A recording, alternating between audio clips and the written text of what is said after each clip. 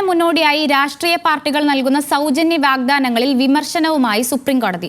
സൗജന്യം കൂടുന്നത് ആളുകളെ മടിയന്മാരാക്കുന്നു എന്നാണ് സുപ്രീം കോടതിയുടെ നിരീക്ഷണം. റേഷനും പണവും ഉൾപ്പെടെ സൗജന്യമായി ലഭിക്കുന്നത് ആളുകളെ ജോലിക്ക് പോകുന്നതിൽ നിന്നും നിരുത്സാഹപ്പെടുത്തുമെന്നും കോടതി പറഞ്ഞു.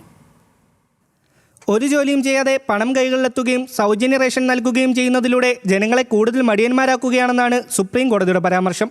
സൗജന്യങ്ങൾ ലഭിക്കുന്നത് കൊണ്ട് തന്നെ ആളുകൾക്ക് ജോലിക്ക് പോകാൻ താല്പര്യമില്ലാതായെന്നും കോടതി പറഞ്ഞു.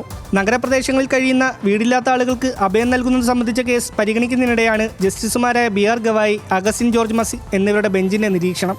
ജനങ്ങളോടുള്ള രാഷ്ട്രീയ പാർട്ടികളുടെ കരുതലിനെ അഭിനന്ദിക്കുന്നു. പക്ഷേ ജനങ്ങളെ സമൂഹത്തിന്റെ മുഖ്യധാരയിലേക്ക് എത്തിക്കുന്നതിനും രാഷ്ട്രവികസനത്തിൽ അവരുടെ പങ്കുറപ്പാക്കുന്നതിനും പകരം സൗജന്യങ്ങൾ വാഗ്ദാനം ചെയ്യുന്നതിലൂടെ പരാന്നഭോജികളുടെ വർഗത്തെ സൃഷ്ടിക്കുകയല്ലേ എന്നും കോടതിയുടെ ചോദ്യം. ജോലി ലഭിച്ചാൽ ജോലി ചെയ്യാൻ ആഗ്രഹിക്കാത്തവരായി ആരുമില്ലെന്ന അഭിഭാഷകൻ പ്രശാന്ത് ഭൂഷന്റെ വാദത്തിലും ജസ്റ്റിസ് ഗവായിയുടെ മറുപടി. തെരഞ്ഞെടുപ്പിന് മുമ്പ് മഹാരാഷ്ട്രയിൽ പ്രഖ്യാപിച്ച സൗജന്യങ്ങൾ കാരണം കർഷകർക്ക് തൊഴിലാളികളെ കിട്ടാതായെന്ന് ഗവായി ഉദാഹരണമായി ചൂണ്ടിക്കാട്ടി.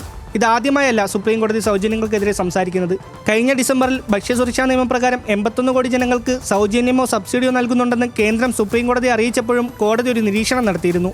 കൂടുതൽ തൊഴിലവസരങ്ങളും മാനവ വിഭവശേഷിയും സൃഷ്ടിക്കുന്നതിന് പകരം എത്ര കാലം ഈ സൗജന്യം തുടർന്നു കൊണ്ടുപോകുമെന്നായിരുന്നു കോടതിയുടെ ചോദ്യം. National desk, news Malayalam.